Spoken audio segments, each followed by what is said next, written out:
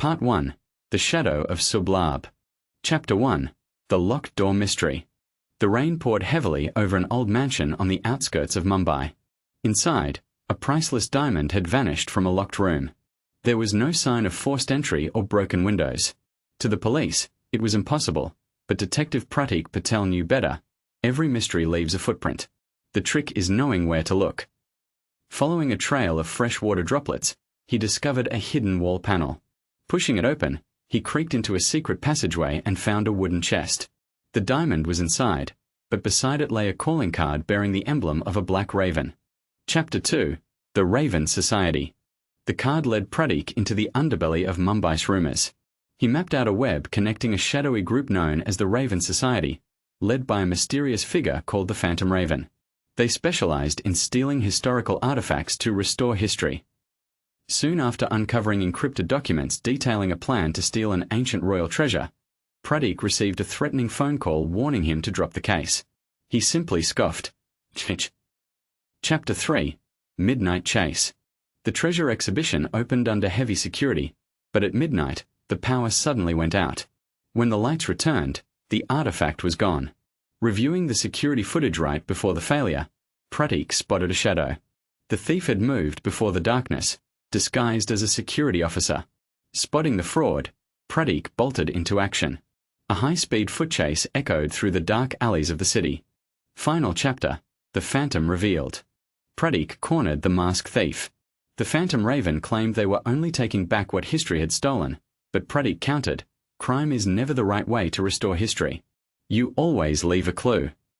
Cornering the thief, the police closed in, and the Phantom Raven was officially arrested. As dawn broke over Mumbai, Pratik reflected that the darkest shadows always hide where the brightest truths are buried. Yet, the moment he returned to his office, another Raven card materialized on his desk. Part 2. The Eclipse Order. Chapter 4. The Hidden File. With the Phantom Raven behind bars, the city breathed a sigh of relief, but Pratik knew this was only a piece of a larger game. Someone else was pulling the strings. Deep in the crime branch archives, he entrepreneurial unearthed a classified file labeled Operation Andika, a failed mission from years ago involving missing artifacts and a secret cult called the Eclipse Order. Every thread pointed toward a prophecy of the Chosen One. Chapter 5 and 6. Into the Sanctum. The Eclipse Order operated in the deep darkness. Their masked members spoke of rewriting history by awakening their Chosen One with an ancient artifact. Tracking their movements, Pratik followed the clues to an abandoned, heavily fortified fort hidden deep in the Western Ghats. He braved a gauntlet of laser grids, motion sensors, and armed guards. When cornered by masked swordsmen, Pratik stood firm. Truth doesn't hide. It waits to be found. Chapter 7 and 8. The Final Confrontation and Aftermath. Pratik breached the inner chamber to find the cult leader. A brutal brawl ensued, ending with a shattering strike, crack, as Pratik subdued the leader. The broken villain warned that the Eclipse Order was eternal and another would rise. The stolen artifacts were recovered, and the newspapers hailed Pratik as a hero. However, late that night, an envelope arrived at his desk. Inside was a Raven card with a chilling message. The game is far from over. See you soon. The Eclipse Order. Pratik looked out at the skyline, ready to end the game for good. Part 3.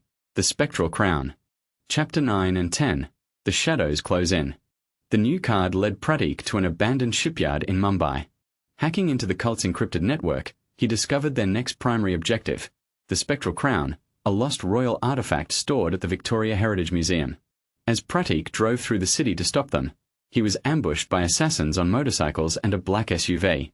Fighting them off in the streets, he realized the danger was closer than ever, and a mole inside the crime branch was feeding information to the cult. Chapter 11 and 12. The Museum Heist and Truth Revealed. On the night of the heist, the museum was locked down tightly. The Eclipse Order moved like ghosts, bypassing the lasers to seize the crown.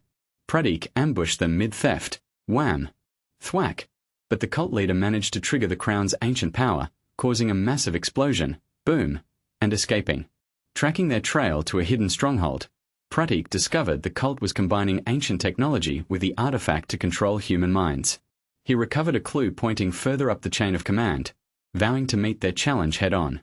Part 4. The Eclipse Renaissance. Chapter 13 and 14. the Eclipse Night. Pratik pieced together the fragments and uncovered Operation Eclipse Renaissance. The cult's true mastermind, the Raven Emperor, planned to use a total solar eclipse to activate their mind control network from an old royal observatory, erasing history to build a new world order. Pratik drew up a precise battle plan to infiltrate the facility.